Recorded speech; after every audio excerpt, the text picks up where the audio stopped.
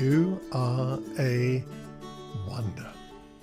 Hello, Malcolm here with Quiet Time Coaching, episode 543, and the ninth part of our series based on Psalm 139. Today, verse 7. It reads, "Where can I go from your spirit? Or where can I flee from your presence?"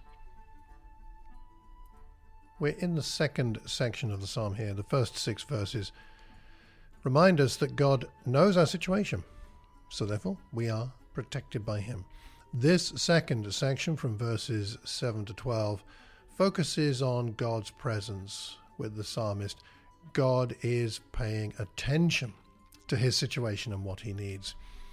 This might remind us of Jeremiah 23 and verse 24.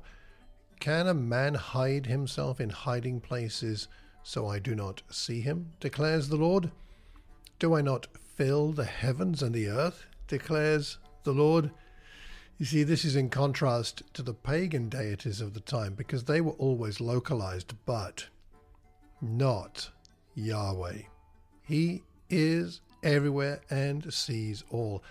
So perhaps the question facing us when we read this verse, is it reassuring or is it scary? Where can I go from your spirit? Where can I flee from your presence? Is David reflecting on God's presence as a benevolent thing, or is he afraid? Does he want to hide from God like Adam and Eve in the garden? I've heard this verse taught along the lines of, you'd better behave yourself because God knows what's going on. You can run, but you can't hide, that kind of idea.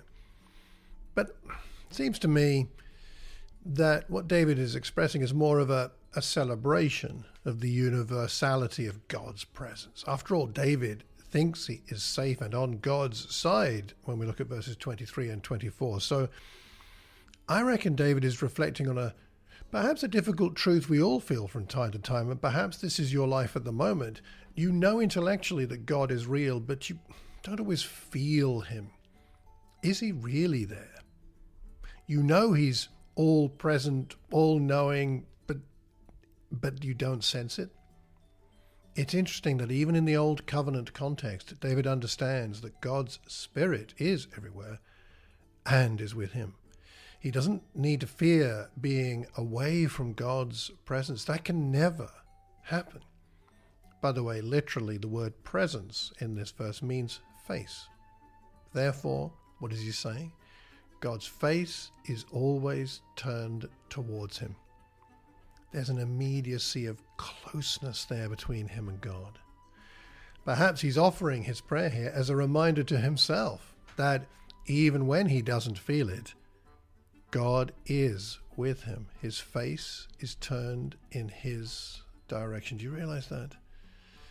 Today, God's face is turned toward you, available.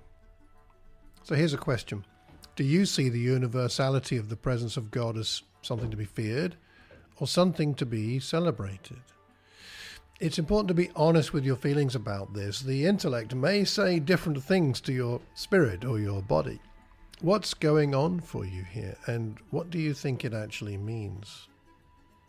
So a couple of suggestions. Why not reflect on that and then bring whatever you discover to God and talk it over with him? And secondly, do the same with a trusted friend. Next time, we'll go on to verse 8. By the way, I'm planning a spiritual experience day based on Psalm 139 in the spring of 2025. So if you'd be interested, please email me, as someone has done already. The address is malcolm@malcolmcox.org, and I'll stay in touch with you about that. Send me any comments you have on today's episode or on this amazing Psalm 139, and please pass the link on to anybody you think might benefit. Until the next time, I hope you enjoy being in the presence of our wonderful God. Take care, and God bless.